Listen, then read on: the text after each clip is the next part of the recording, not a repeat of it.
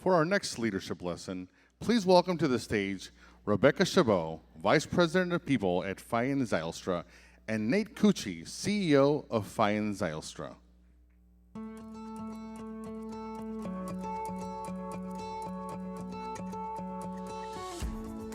We believe in purpose. We believe our rock stars work in the field. And as a company, we do everything we can to support them. We believe that growth is good. We're clear about where we're going.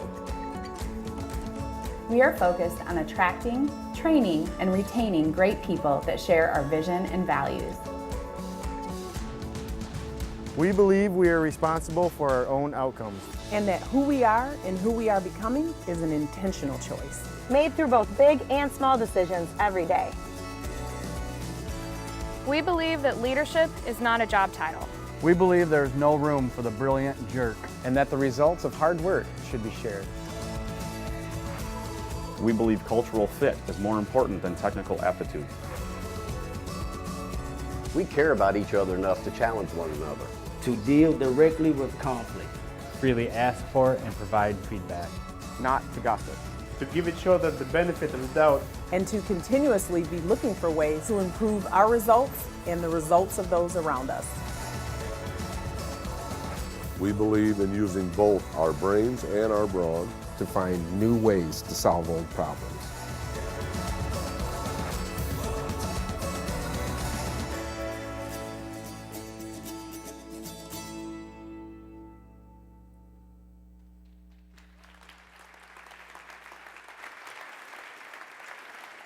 Rebecca and I are here today to talk to you about why your organization exists. What's its purpose? Feyen Zylstra is an electrical services and industrial technology company that believes in purpose. Our purpose is to have a positive impact on the lives of people. Your organization has purpose too. In fact, I bet some of you could even share that purpose. Now, I'm not going to actually ask you to do this, but by a show of hands, how many of you in 10 seconds or less could turn to the person next to you and share your vision, mission, or purpose for your organization?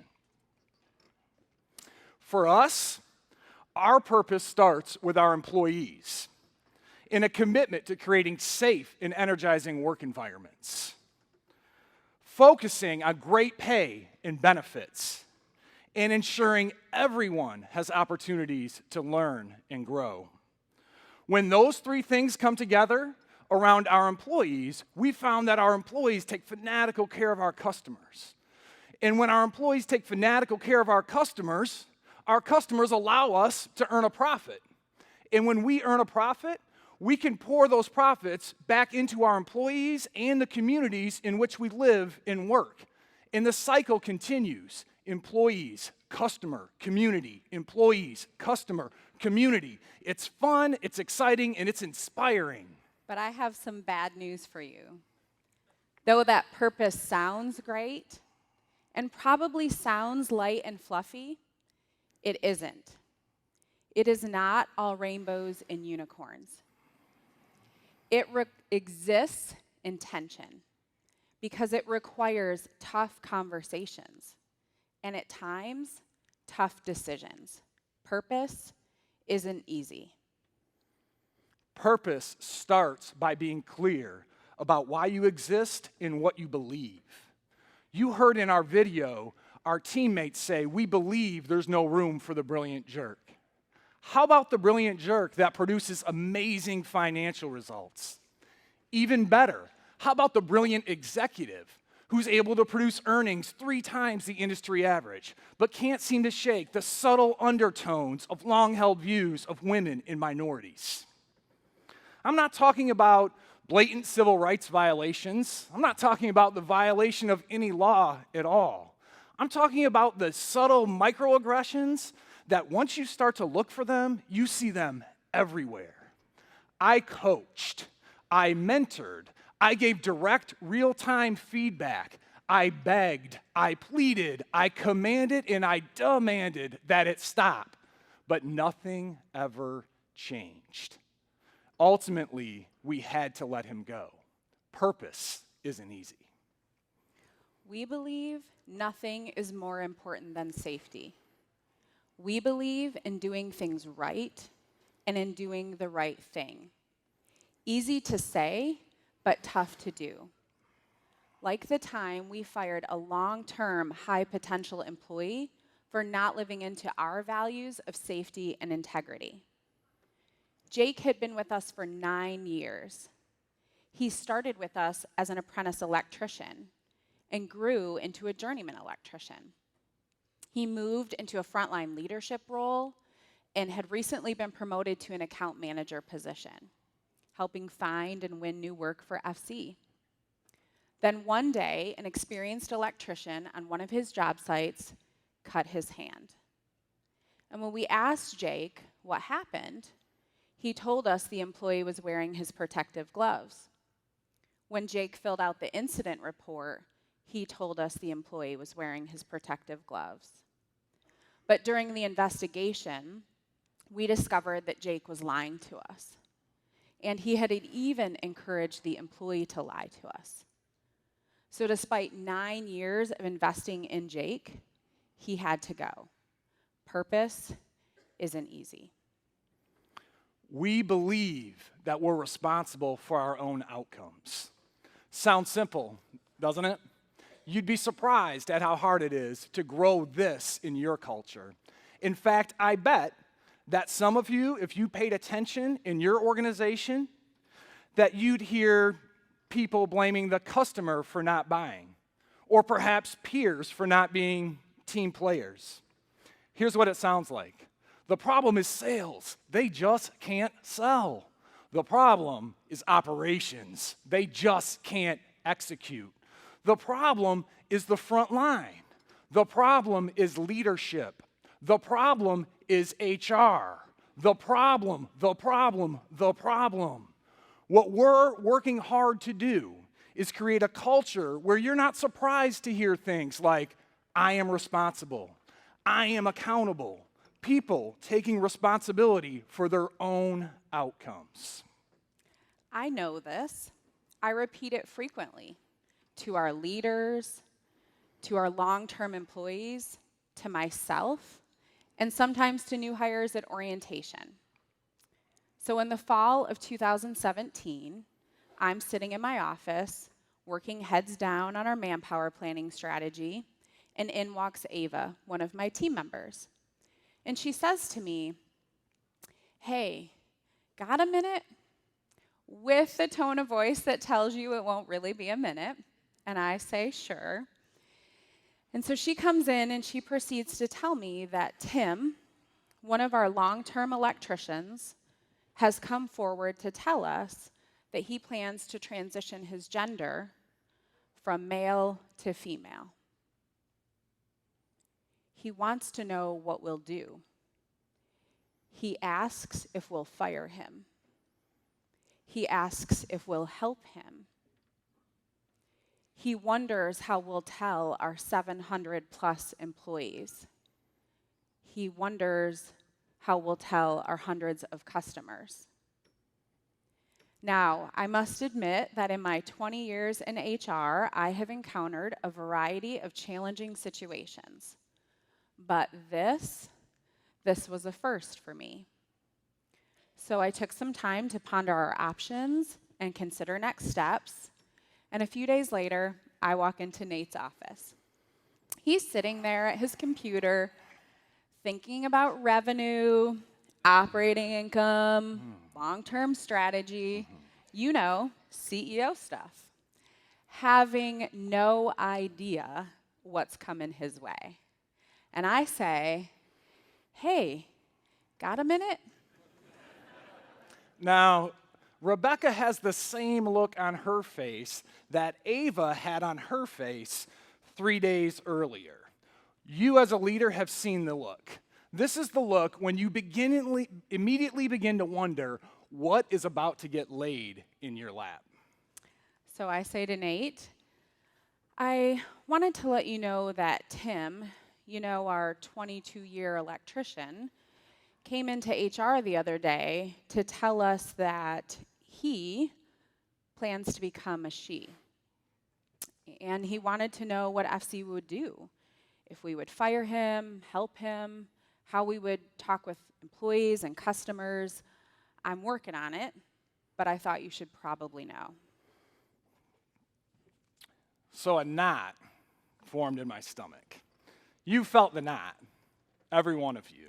The kind of knot that forms when you know that you're unsure of yourself. The kind of knot that forms when you know you might make a decision or act in some way that could go horribly wrong. Awash in the numbness of uncertainty, I do what all great leaders do.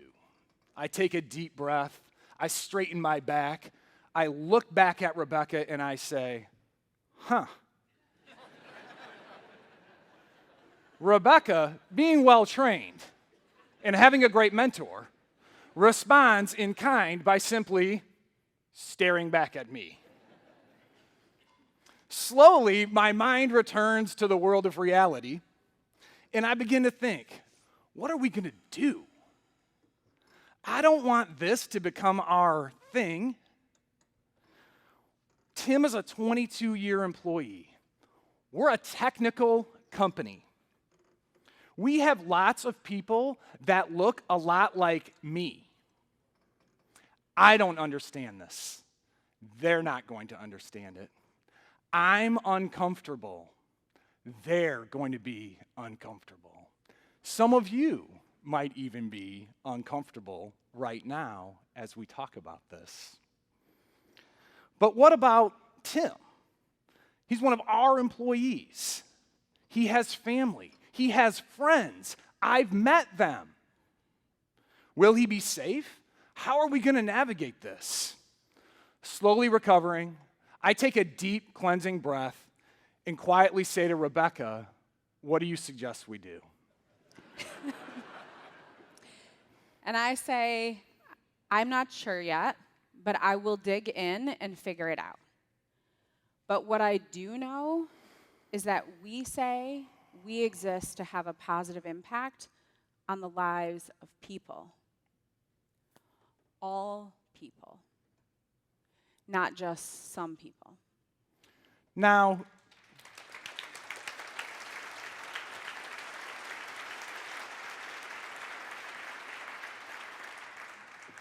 I wish I could tell you that as a leader, I was deeply pondering our purpose in that moment. I wish I could tell you that. That would be a lie. In that moment, I was thinking about the execution, how we were going to navigate this. But Rebecca was right. We'd already put a stake in the ground. We'd already said why we existed. This was quickly turning into one of those moments that would define and shape the character of us as leaders and the character of our company. We knew exactly what we had to do, but we had no idea how to do it. So I had 4 months to figure it out. And there were a variety of considerations. There were issues of uniform, employee concerns, customer messaging, benefit issues, legal considerations, bathroom questions. The list goes on and on. But I started by educating myself and my team. We reached out to the GR Pride Center, who was a great resource.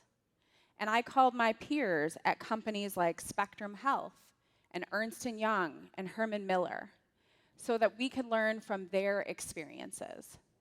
And they encouraged us on how to support Tim, now Carrie, in her transition, as well as how to support the rest of the organization. But they did share that as much as we should come alongside Carrie on this journey, that the path would not be smooth. So, as much as this was uncharted territory for Nate and I, we suspected it was likely uncharted territory for many of our electricians, technicians, and engineers. And so we started by training Carrie's leaders, training leaders on teams that she worked with, and on training her team. And we reminded them again and again of our purpose. which is not to tell them what to believe about Carrie's choice, but is to have a positive impact on the lives of people. And to define what behavior looks like that supports our shared purpose. There were a variety of hard conversations to be had. People kept saying things like, I don't get this. I don't know that I agree. And we kept reminding them that we're not trying to define or change how you think. We are trying to define and change how you will behave if you work here. Those tough conversations included some cricket-filled meetings where I sat in front of a group full of electricians and said things like, do you ask me about who I'm dating? Do you tell me how much makeup to wear? Do you ask me how I go to the bathroom? Probably not. So you shouldn't ask Carrie those questions either. Now, my guess is you might be thinking, wow, that seems really direct. And it was. We didn't want to mess up this important communication with Execcuive speak. We believe great leaders take the complex and make it simple. Now, I would love to tell you that the work around Carrie's story is done, but it isn't. It requires us to continue to learn how to support her and support those in the organization as well. Because let's acknowledge, this is still new for us and likely for you. Our work of having a positive impact on the lives of people requires us to continually live into our purpose. What we've learned and keep on learning is that purpose isn't easy. I wonder about your purpose as a person.